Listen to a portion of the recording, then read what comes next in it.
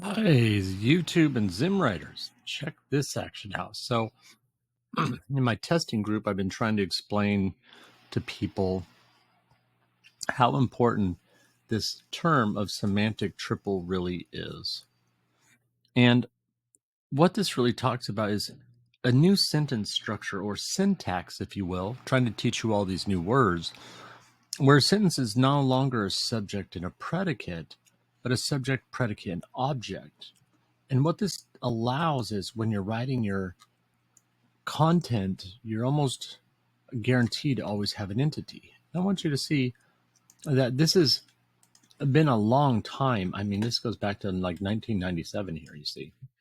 So, been around a long, long time.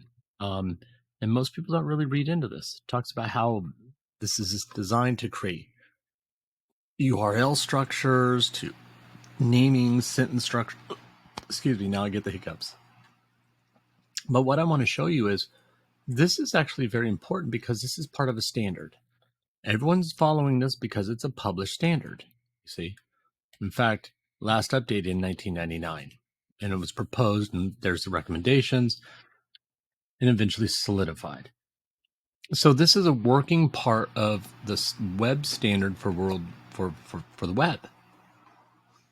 So how important it is? So semantic triple by Google as the assignee, right, has almost 11,000 of their patents are based on this. I mean, they really, really need this. And it's not just a matter about that. You'll notice it's all about system and methods for associating images with semantic entities. Everything is about entities. If you know me, I speak on that extensively. So if you look at the plural, there's 55,451. 53,000. Okay, so it puts them together. Cool. So 53,000 again is about entity pairs and triples, and really entities are all Google's really looking for. It's facts. That's what knowledge graph is based on. That's what, if you've been around a while, long time ago, there was, oh gosh, what was that? It had a horrible name, but it eventually became Wikidata. And gosh, well, I can't remember what that was. And that became part of Knowledge Graph, which is a part of RankBrain. And all they do is study knowledge graphs anywhere they can find on the internet and import them. Check this out. Let's look at knowledge graphs.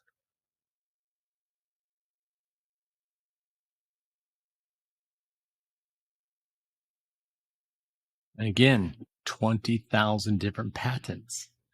This is so important. Question answering. Do you see this? Using entity references and unstructured data.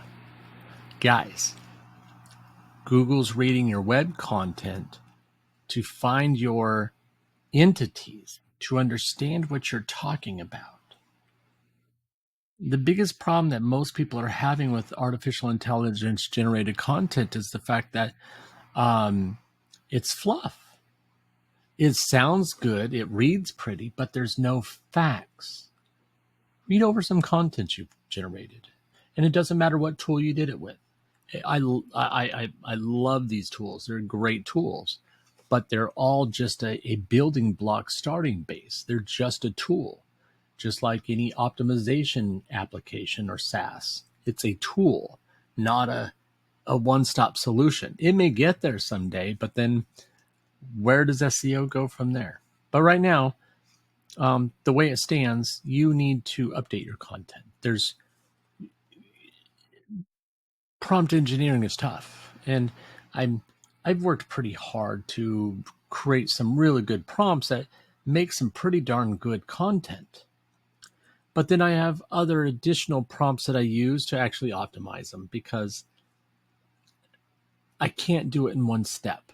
I have not been able to produce that yet, and maybe someone else out there is, but I'm not doing that as much as I would like to believe I'm creating some superior stuff. It's not there yet. And I do appreciate those that are testing out my scripts. I appreciate the feedback. And you can see what it's producing. People are getting, I think Marina gave feedback that she published something, had it crawled, uh, ranked, and cataloged in just under 2 hours, she said. And it's really because you're providing facts. And this is why Wikipedia ranks. So, guys, I appreciate you. Like, share, subscribe, follow, all that good stuff. Click on some of those affiliate links down there. It helps pay the bills, you know. And wifey likes to. Wifey keeps asking me for money, and do you hear her yell in the background? Hey! Anyway, am I talking about you and your spending habits? Absolutely, I love those spending habits. You bring me flowers almost every single day. And she brought me beef jerky. Anyways, guys, I appreciate you guys following along. And I don't know if you saw, someone asked, hey guys, in the Zimwriter group, someone asked about an Audis feedback.